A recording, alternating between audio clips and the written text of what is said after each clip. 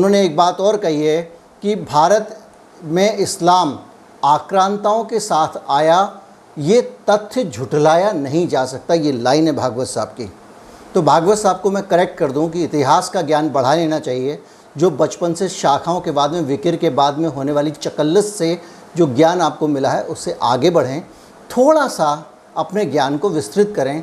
और मेरा सुझाव है कि थोड़ा वक्त निकाल कर, महाराष्ट्र से गुजरात बहुत दूर नहीं है, उनको गुजरात चले जाना चाहिए।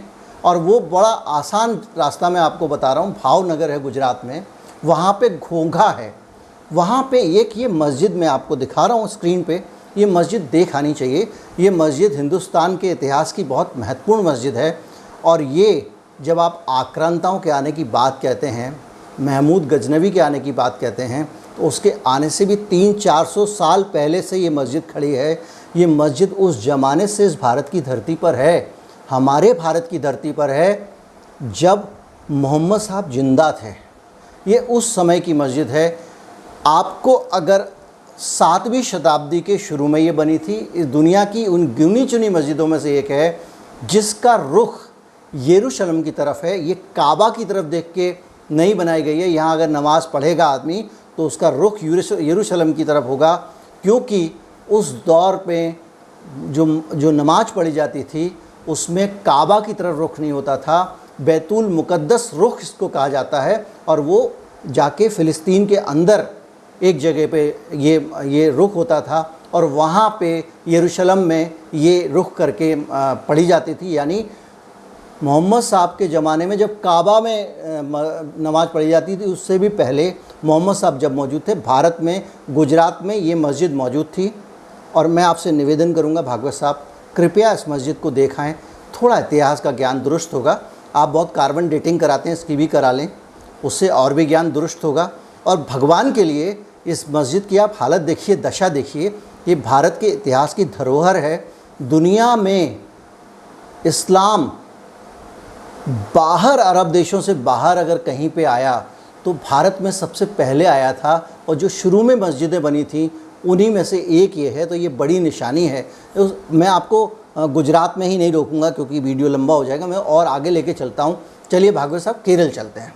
केरल में मैं आपको लेके चलता हूँ उसी दौर, उसी 7वीं शताब्दी में आपको एक और मस्जिद मिलेगी जिसको कहते हैं प्राचीन मस्जिद है, और इसका नाम है, केरल के कोंडगलूर तालुका है, कोंडगलूर तालुका, वहाँ के मेथला गांव में ये मस्जिद आज भी है।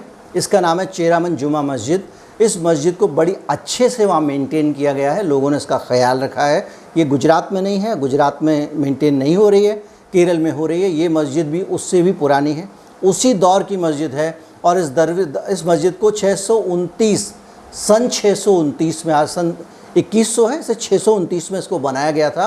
और ये उससे 300-400 साल पहले बनी थी। ये दोनों मस्जिदें, एक और मैं आगे बताऊंगा, ये वही 5-7-10 साल के अंदर में बनी है। और इन सभी मस्जिद को बनाने वाले लोग आक्रांता नहीं थे। इसको बनाने वाले अरब के बहुत सारे व्यापारी थे जो उन दिनों आया करते थे।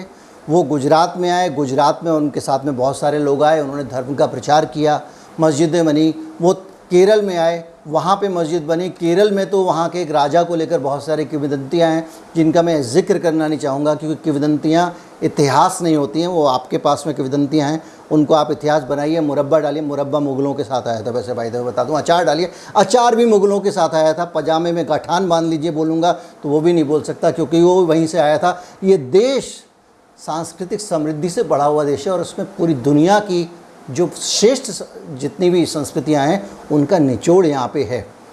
डेफिनेटली हिंदू संस्कृति बहुत विराट है। डेफिनेटली हमारा साइंस का इतिहास निश्चित ही बहुत पुराना है, बेहतरीन है, शानदार है। हमारे यहाँ एक से एक अच्छे वैज्ञानिक हुए हैं, सुश्रुत हुए हैं, चरक हुए हैं। पूरी तरह से पूरी दुनिया में हम लीडर थे।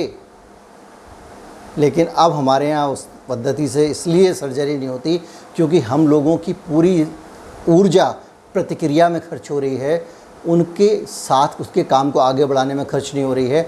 ये मस्जिद जो है उस वक़्त इसलिए भी इम्पॉर्टेंट है कि उस वक़्त वहाँ से धर्म प्रचारक आते थे और प्रचार करते थे। और जब मस्जिद बनती है कहीं पे, बड़ी मस्जिद बनती है जिसमें 25-50 लोग 100 लोग नमाज़ पढ़ सकें, तो ऐसे ही नहीं बनती है। जहाँ पे आबादी होती है वहाँ पे मस्जिद बनती है।